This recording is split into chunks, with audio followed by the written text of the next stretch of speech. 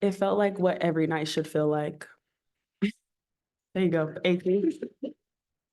That's it. Yeah. No, it was a great atmosphere. I mean, women's basketball, I keep saying this is trending in this direction. And I mean, we've been in Connecticut a long time. So to play in front of a fan base like this, I mean, I think it gave us another level of energy tonight. Azar. Um, Hi, this is Thomas.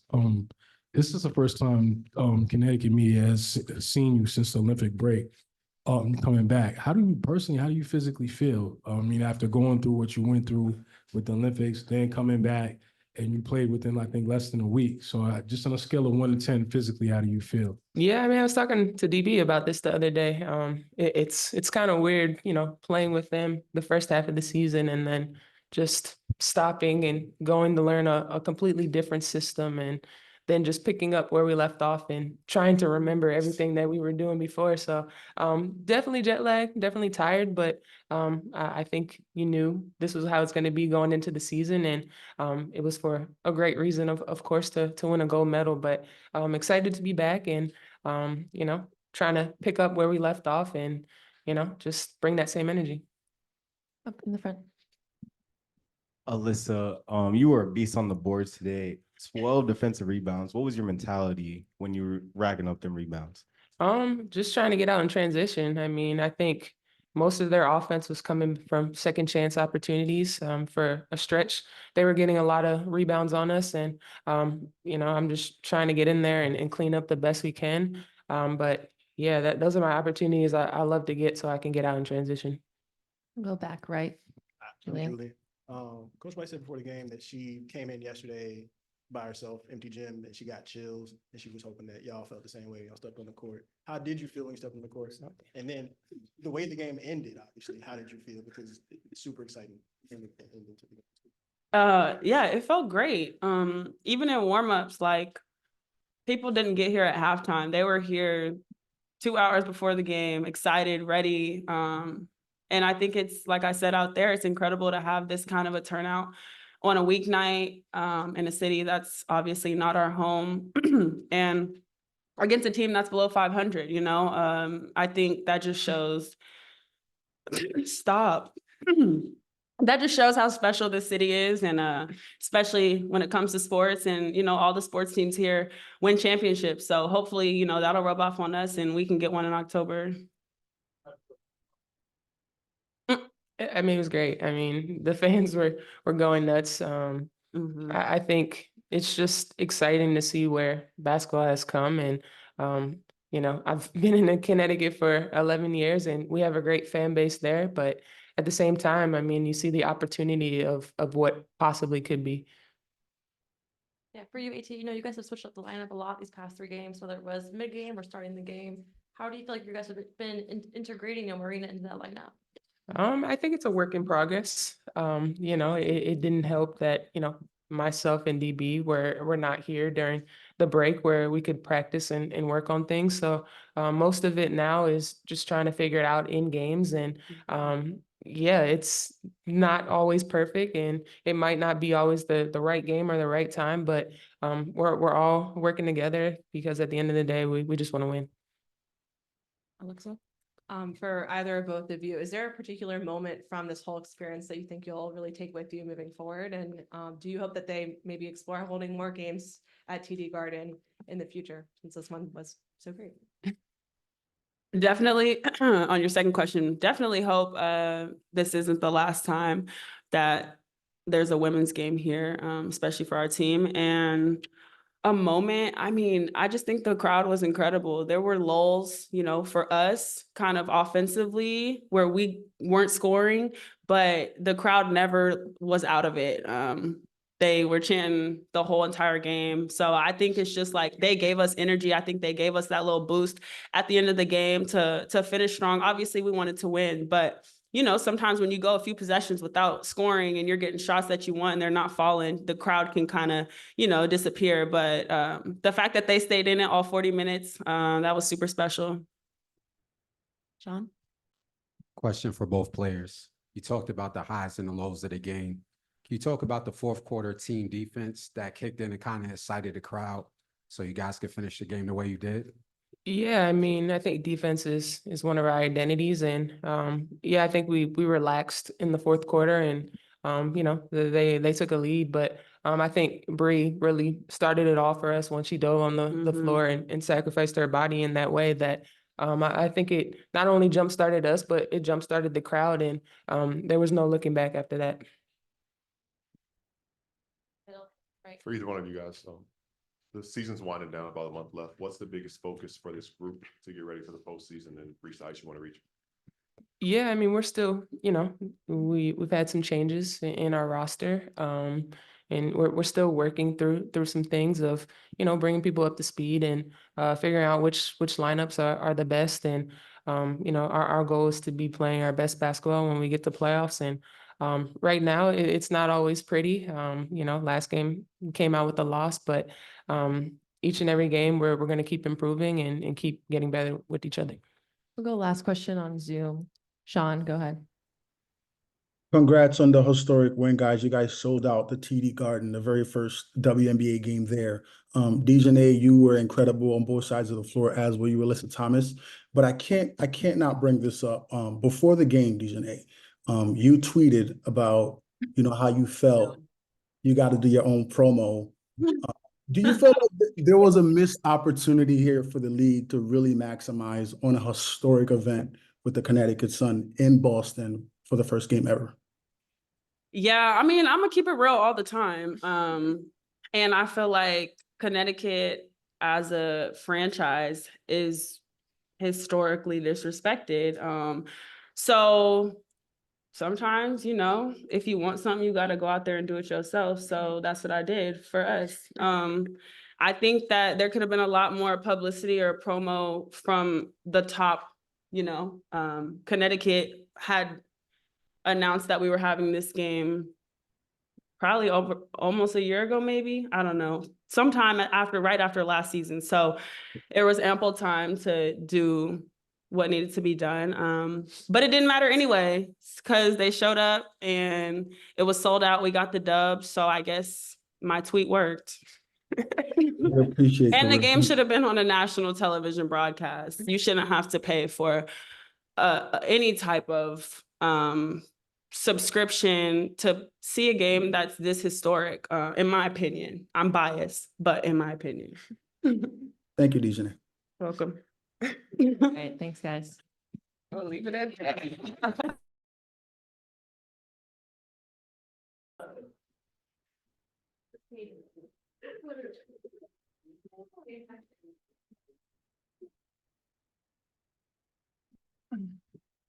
Okay, we have head coach Stephanie White. We'll hold for opening statement and then go to questions. I'm proud of our group. Obviously, we didn't make it easy. But at gut check time, we found a way to make the plays necessary to win the ball game. You know, I think, you know, Breezy made 3 or 4 hustle plays in that period of time that really got us going on the defensive end and allowed us to get out in transition. Those were big plays that saved possessions, got us extra possessions. So hats off to Breezy for making critical, intangible plays at timely moments. Questions? Bill, go ahead. So just what did it mean for veterans like Bonner who have been in the league, stars in the league for so long and maybe not gotten their recognition before, you know, it gained popularity to have this stage and kind of get their flowers tonight? I think it's huge. You know, I mean, it's she's 15 years in this league, and a player who's played in all types of games and all types of atmospheres, won championships, and you know, to have a atmosphere like this and play in front of a crowd like this, you know, I think it's incredible. It speaks to our continued growth as a league. It speaks to, you know, the women's basketball fans here in the New England area, and New England area sports fans in general. I mean, they're passionate about their sports, and I'm really thankful that our team and our players, they deserve this, and they got an opportunity to experience it. Emily, then Maggie. Steph, I know you're playing around with the lineups right now, but in terms of bringing DB off the bench, just kind of what was the goal with that group and how did you like that lineup compared to the previous couple? Well, DB volunteered to come off the bench. You know, she understands that it's about winning. And she also understands that there's emotion involved when it comes to starting or not starting.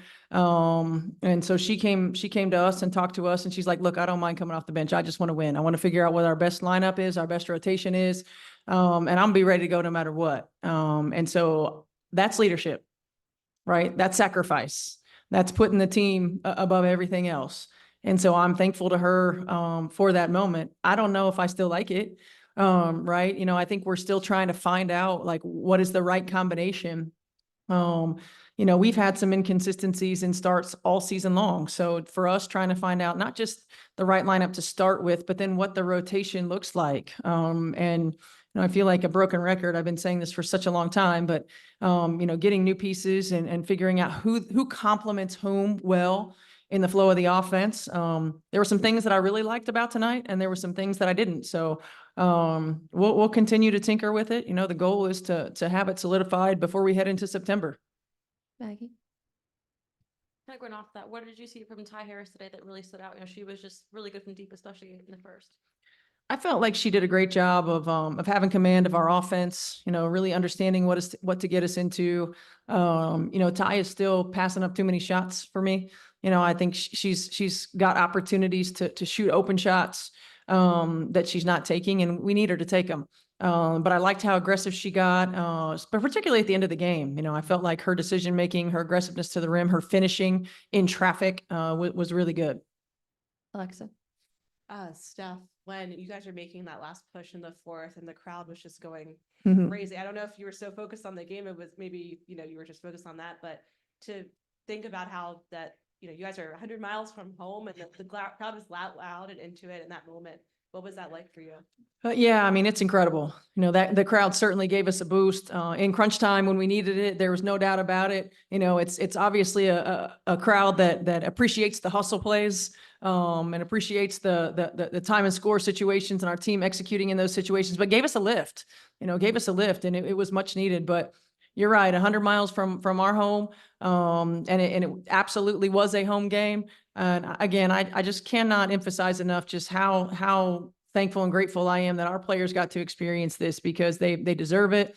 We've experienced it sometimes on the road, but not 19,000 for a home game. And it was just a lot of fun. Vicky? Steph, you went on a 14-0 run at the end. Just you know, they got a couple free throws, but just like you said, like the breezy diving play, and then just you know, you guys were coming off a loss, but you found a way to finish that one really well. Like what gave you that little boost? It's a competitive group, you know, and they feed off of one another. You know, Breezy had a hustle play. She had a charge drawn. You know, those couple of things gave us a little bit of bounce, gave us a little bit of lift. We got some offense from our defense, which is what we needed because we were struggling again on the offensive end of the floor. So creating offense from our defense has always been one of the strengths for us. And everybody bought into doing the little things that it was going to take. It wasn't pretty. Certainly. I mean, but at the same time, finding a way to win, there's something to be said about that in this league. And our group was able to do it. Azer? Hey, Coach White. Yeah, since the Olympic break, we haven't talked to you since then, but Deschanel, if you could just speak to about her. I mean, when she came into the beginning of the year, we always knew she was contributing to the team. But this year, you making her the starter, everybody maybe had doubts, but she's defensively shut down or held the best offensive player. And then in clutch time, she's made clutch shots, clutch plays. Can you just speak to her play and what you saw that you believed in her being the starter this season? Well, she earned it. You know, Dejanay has been in a number of roles throughout the course of her career. And, you know, when it comes time for you to step into a starting role, whether it's, you know, losing players from trades or free agency or whatever it may be, you got to be ready, you know, and she earned it. You know, she didn't start last year, but she finished a lot of games, right? So I think that the trust has always been there. It's about, can you do it for longer periods of time consistently? And she's shown that she can. You know, I think Nay is a front runner for most improved player. I think Nay is a candidate for a first team all defensive team. And, you know, we look at numbers all the time, and she's consistently holding opponents' best perimeter players under their averages. to poor shooting percentages. I mean, she's just, she's a great defensive player, and you see that she can score as well. So for her, she's found the balance throughout the course of the season of when to get hers on offense, but understanding how much we need her on the defensive end of the floor. And, I think she had 4 rebounds tonight, but she's also a really good rebounder for us from the perimeter position. So she's been critical. But I think her growth's been a natural progression and just a result of her hard work, and she's earned the opportunity and she's taken it and run with it. Just curious, just as a coach, can you notice moments when your team kind of recognizes, hey, like we might not be converting through our offense, but we can sort of score out of our defense a little bit? Like what changes? Is that just like flow of game, or is that something like a actual recognition thing? And then secondly, how do you actually feel when you step on the court? Yeah, I mean, I think activity level. Our activity level is a clear indication of if we can create offense from defense. If we're anticipating, right? If we've got our hands, up and getting deflections that are creating steals, if we're early in our rotations, if we're executing at the point of our screens, if we're flat-footed and we're reacting and not dictating, it's going to be a long night for us, because we need to be able to play in transition. We need to be able to get up and down the floor, particularly while we're still trying to figure out, offensively where we're getting our flow. No, I don't love the fact that we missed 30 shots in the paint. I mean, we're 21 for 51 in the paint. We can maybe miss 15. We're 47% from the free throw line. Like, we had missed opportunities. But when you think about this league, and this league is a grind, finding ways to win is really important. And, I'm proud of our group for being able to do that. It doesn't need to be this difficult. So we've got to continue to focus on some of those little things, and we've got to minimize, those gaps that we're finding right now. But, finding a way to win is important, and every win in this league is critical. What was the second part of the question? Sorry. Oh my God. It was incredible walking out there. I mean, it was, yeah, when they were doing our intro video, it's like I literally had tears in my eyes, and I think the last time that happened was in the 2015 finals. We were Game 5 in Minnesota, and it's just, I love this game, right? Like, I love this game. I love this league.